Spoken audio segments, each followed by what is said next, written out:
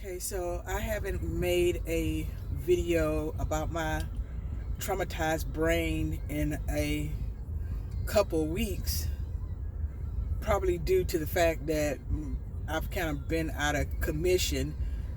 My youngest had his wisdom teeth taken out, and it's taken just about everything I've had to get through the process. He has taken it harder than the other two boys, and his process has taken longer. He did not heal in 4 days and start getting over it. He's actually into his third week, and he's still in pain. So he's had a post-op visit with Dr. Miller, and she says that everything's okay, but he's just gotta get through it. So everything is getting back to normal, but it's been trying, and it's taken all my mental ability to stay up through the night and take care of him, and then do the other regular stuff I need to do for the day. So it's been kind of hard doing all of that, and then maintaining the regular everyday activity. But what I've learned from the book, which of course, here's the book. I'm on page 328, so I'm almost at the end of this book. What I've learned is trauma can start from a very young age of being in the house with alcoholic parents. If you're younger, I think I've already mentioned this,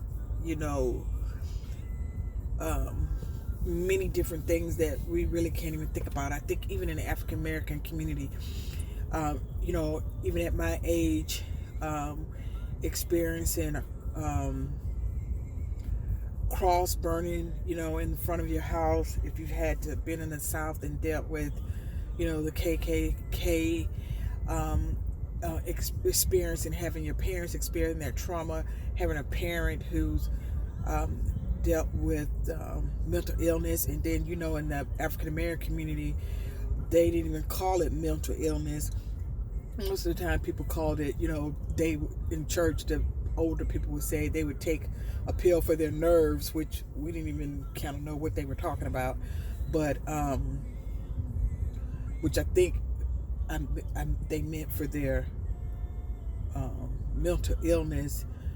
But thinking about all the civil rights things that people had to go to and deal with, the trauma that was dealt with that, and then some of the things they had to deal with pre-civil rights, the trauma that's there, and some of that's been passed on.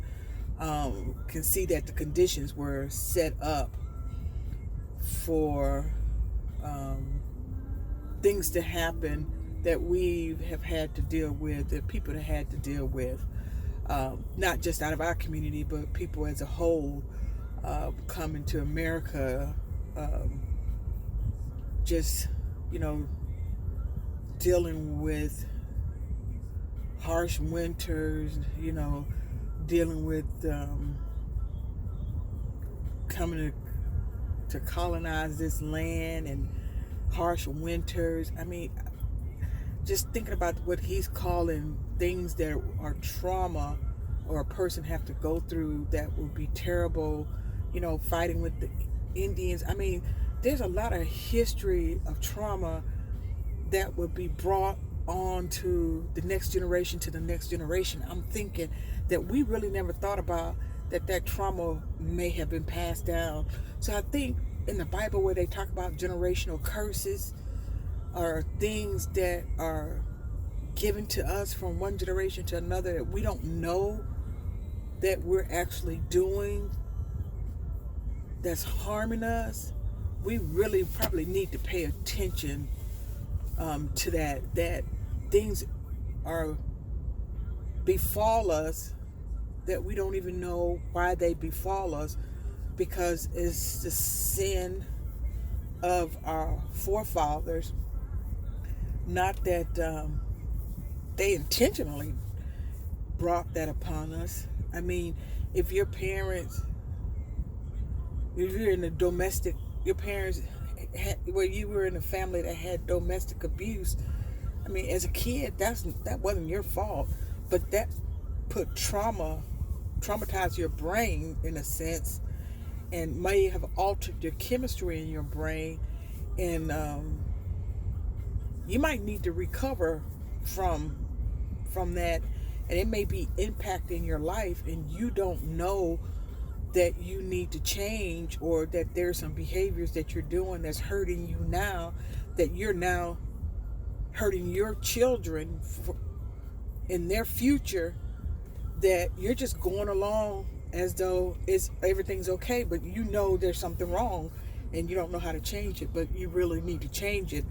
And for our community, I mean, going to mental health and getting treatment, there's not a lot of years and years of that, where if we have generation and generation of that, where there's healthy, what I want to say, healthy boundaries set up, more healthier thought processes in a person's brain that's set up so the next generation can do better and the next generation can do better.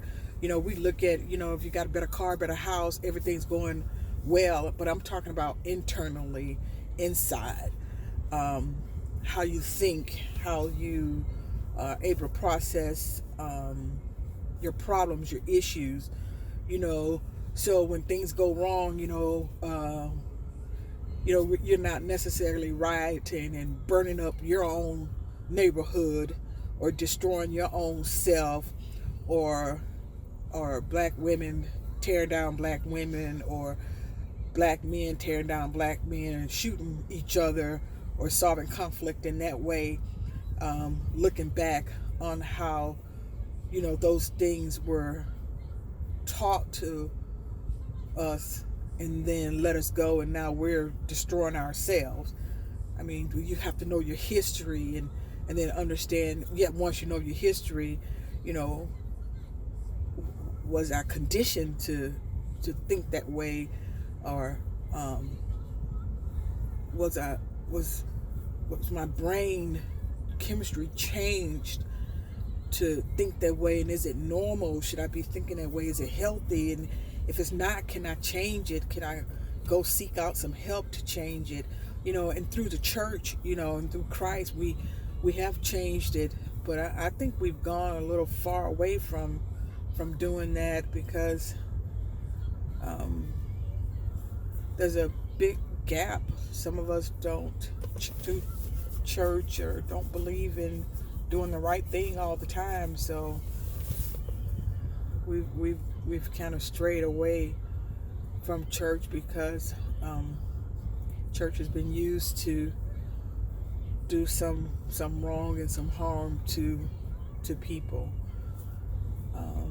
and a lot of people don't want to take the Christian or the Jewish Jesus, because of the things that have been done in the name of Christianity. But sometimes you have to put that aside, because the Bible principles are still true and real, and still will make you a better person and make this world a better person. Just because somebody used it the wrong way in the past doesn't mean that it will not work out better if we use it the right way going forward. So I think that's all I have to say today for my traumatized brain. I have a meeting coming up there. I'm going to read a letter off to a good friend named Donna. She lives in Rhode Island. So with her permission, I'm going to hopefully read that and share it with my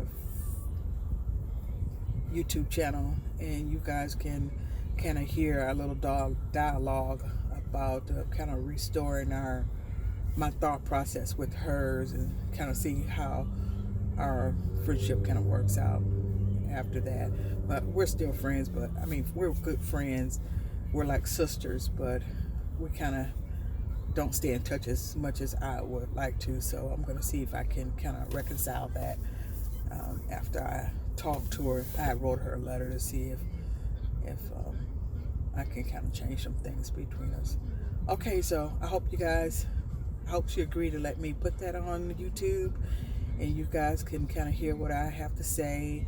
And I don't know if she's gonna have anything to say, but you may not see her picture, but you might hear her voice. And I'm gonna ask her if I can record it as I read the letter off, and then you could possibly hear her reply, because I'll have her on the phone on a different phone. So, but you won't see our faces. You'll just hear the audio. Okay. All right. Well, I'll see. Can I check in with you again earlier? And I won't be so unorganized and so, what I want to say, not here, not home, according to the Body Keep score. And I can be in the here and now and be able to make a video recording sooner. Okay, and give a more up to date on the book. I like to write something about where I am in the book, this is a little bit off the cuff what I'm doing now, because I just wanted to get on and do a video. My sister's having ear surgery, so I'm at McDonald's having coffee, and I just wanted to put something out on my channel. Okay, I'll talk to you all later. Bye.